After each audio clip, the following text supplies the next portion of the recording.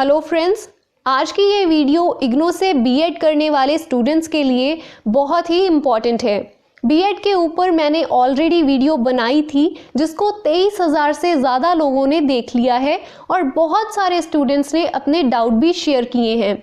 सो आपके डाउट्स को 100% क्लियर करने के लिए मैंने बीएड के प्रोग्राम कोऑर्डिनेटर से बात की और मुझे एक मेजर पॉइंट पता चला है जिससे बहुत सारे स्टूडेंट्स इग्नू से बीएड नहीं कर पाएंगे। सो वीडियो को एंड तक ज़रूर देखिएगा। इस वीडियो में मैंने आपके सारे डाउट्स को लिया है, एक्सपेक्टेड डेट से लेकर आंगनवाड़ी वर्कर्स के जो भी क्वेश्चंस आए थे, जितना भी मैं कर सकती हूँ उतने डाउट्स को हम कवर करने वाले हैं। सो चलिए सबसे पहले शुरुआत करते हैं एक्सपेक्टेड डेट से। देखिए 2021 में या फिर नॉर्मली भी लेते हैं तो फरवरी में इग्नू का एंट्रेंस एग्जाम का जो फॉर्म होता है वो रिलीज होता है।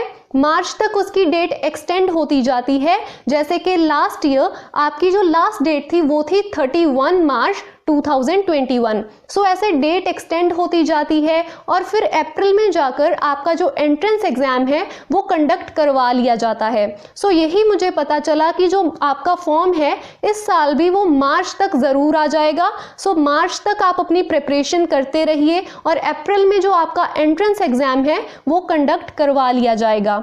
सेकेंडली क्वेश्चन आया था एलिजिबिलिटी के साथ रिलेटेड। इसके ऊपर ऑलरेडी मैंने वीडियो बना दी थी बट दोबारा से बता देते हैं कि एलिजिबिलिटी 50% आपके ग्रेजुएशन में होने चाहिए। अगर आपने इंजीनियरिंग की है तो 55% होने चाहिए। SC, ST and PWD candidates को 5% की रिलैक्सेशन है। और डाउट आया था स्टूडेंट को कि हमारे 49% हैं तो क्या हम एलिजिबल हैं। देखिए उन्होंने 50% कहा है तो 50% ही होने चाहिए, अदरवाइज आप प्रूफ नहीं कर पाओगे। आप एंट्रेंस एग्जाम दे दोगे, उसको क्लियर भी कर लोगे बट फिर आपको आगे जाकर प्रॉब्लम्स आएंगी। सो जितना उन्होंने कहा है मैं उतना ही आपको बता रही हूँ। 50% आपके जो होने चाहिए ग्रेजुएशन में या फिर मास्टर डिग्री में। उसके आगे एक मोस्ट इम्पॉर्टेंट पॉइंट आता है। देखिए NCTE के द्वारा रिकग्नाइज डिप्लोमा होना चाहिए। अगर आपने ग्रेजुएशन की है तो उसके साथ भी आपको डिप्लोमा चाहिए। अगर आपने मास्टर डिग्री की है तो उसके साथ भी आपको डिप्लोमा चाहिए अगर आप इग्नू से बीएड करना चाहते हो। और ये जो डिप्लोमा है ये फेस टू फेस मोड में ही होना चाहिए। ऐसा नहीं है कि आप ओपन यूनिवर्सिटी से कोई भी डिप्लोमा करके आ गए हो और आप इसमें एडमिशन लेना चाहते हो, आपको एडमिशन नहीं मिलेगी। इवन अगर आपने इग्नू से भी डिप्लोमा किया है तो भी आपको एडमिशन नहीं मिलेगी। अब यहाँ पर एक प्रॉब्लमेटिक पॉइंट है। मैंने कहा था कि वर्क एक्सपीरियंस होना चाहिए। अब उसके बेसिस पे मुझे कमेंट आए कि मैम हम फेक वर्क एक्सपीरियंस बनवा लें, कितने साल का बनवाएं। सो मैंने क्वेश्चन किया था उनसे कि क्या जो ऑलरेडी सर्विस कर रहे हैं, एज अ टीचर वर्क कर रहे हैं, जिनके पास एक्सपीरियंस है, क्या वो इग्नू से बीएड कर सकते हैं।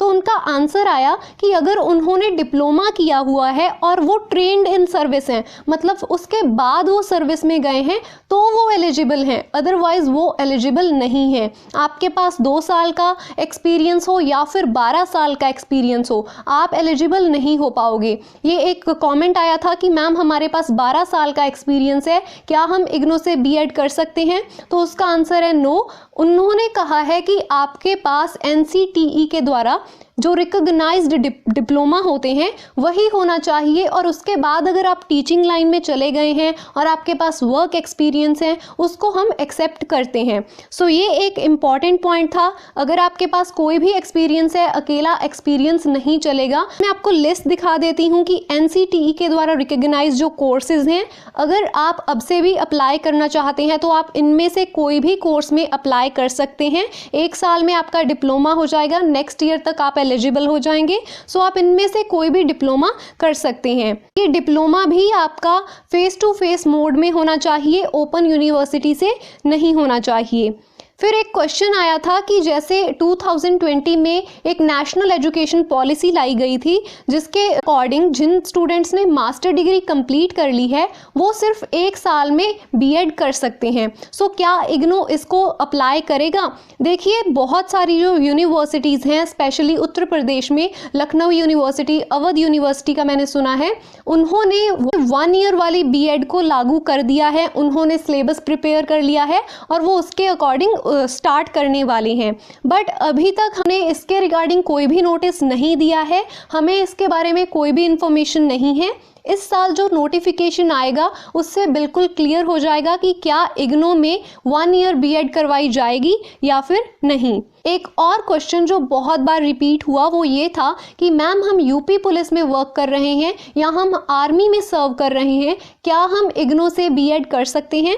देखिए, अगर तो आप एलिजिबिलिटी क्राइटेरिया फुलफिल कर पा रहे हो तो आप डेफिनेटली कर सकते हैं। अगर आपके 50% मार्क्स आए हैं ग्रेजुएशन में तो आप अप्लाई कर सकते हैं। अगर आपके पास डिप्लोमा ज़रूर होना चाहिए। सो अगर आप एलिजिबिलिटी क्राइटेरिया फुलफिल कर रहे हो तो आप अप्लाई कर सकते हो। बट एक इसमें प्रॉब्लम आपके लिए ये आ जाएगी कि आपको 3 मंथ्स का फिर ब्रेक लेना पड़ेगा। अगर तो आप ले सकते हो फिर ही आप अप्लाई कीजिए, क्योंकि इग्नो में जो बीएड होती है उसके लिए आपको इंटर्नशिप करनी पड़ती है। आपको स्कूल में जाना पड़ता है, वहाँ पर पढ़ाना पड़ता है। सो ये इंटर्नशिप का जो पीरियड होता है उसमें आपको लीव लेनी पड़ेगी अपनी जॉब से, अगर आप किसी और कोई भी कंपनी में वर्क करते हैं। सो आप उस हिसाब से देख लीजिए कि अगर आप 3 मंथ की या 4 महीने की छुट्टी ले सकते हैं तभी आप बीएड के लिए अप्लाई कीजिए। अदरवाइज आपके सामने काफ़ी प्रॉब्लम आ जाएगी, क्योंकि इग्नो में वो कंपलसरी है, इंटर्नशिप करना कंपलसरी है, स्कूल में जाना कंपलसरी है, फिर आपको प्रॉब्लम फेस करनी पड़ेगी।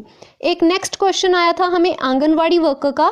उनका कहना था कि वो काफ़ी टाइम से आंगनवाड़ी में पढ़ा रही हैं, बच्चों को संभाल रही हैं, तो क्या वो इग्नो से बीएड कर सकती हैं? देखिए, आपके लिए भी सेम क्राइटेरिया है।